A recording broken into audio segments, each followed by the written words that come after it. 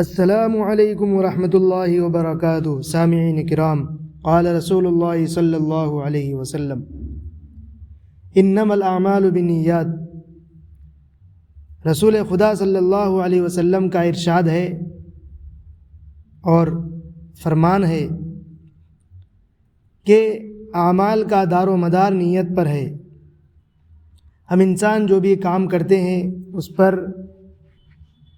اس کی نیت، اس کام کی نیت ہونا ضروری ہوتا ہے۔ اگر ہم کسی بھی کام کو اگر بد نیتی سے کرے، بغیر کسی ارادے کے کرے، بغیر نیت کے کرے، تو میرے دوستو وہ کام بگڑ جاتا ہے، اس کام میں بگاڑ پیدا ہو جاتا ہے، اس کام میں فساد پیدا ہو جاتا ہے، وہ کام صحیح نہیں ہوتا۔ اسی طرح نیت خاص طور سے عبادتوں میں بے حد ضروری ہوتا ہے۔ اگر ہم کسی کام کو بغیر نیت کے کریں، جیسے ہم کھانا وغیرہ بلا کسی ارادے کے ایسے ہی پکانے لگے تو وہ پک جائے گا، لیکن اس میں ٹیسٹ نہیں آئے گا، اس میں وہ ذائقہ نہیں پیدا ہوگا جو کہ پلان کر کے پکائیں گے، کیونکہ بغیر پلان کر کے، بغیر ارادے کے پکائیں گے تو وہ پھر بے مزہ بد مزہ ہو جائے گا، لیکن وہ پک جائے گا۔ لیکن میرے دوستو عبادتوں میں نیت کا ہونا، ارادے کا ہونا بے حد ضروری ہوتا ہے۔ جیسے نماز کو لے لیجئے، اگر ہم نماز بغیر ارادے کے پڑھیں تو نماز قبول نہیں ہوتی، وہ نماز بیکار چلا جاتا ہے، رائے گاں چلا جاتا ہے۔ تو اسی لیے نماز کے لیے نیت ہونا بے حد ضروری ہوتا ہے۔ نیت مطلب سوچ ارادے کو کہتے ہیں۔ نیت کا معنی سوچ ارادہ۔ اس میں بہت سارے حضرات ڈاؤٹ میں رہتے ہیں، شک میں رہتے ہیں، ان کو کنفیوژن رہتا ہے کہ مولانا صاحب میں نے نماز پڑھ لیا اور نیت نہیں کیا۔ تو میرے دوستو بغیر نیت کے نماز پڑھتا ہی کون ہے؟ کوئی نہیں پڑھتا۔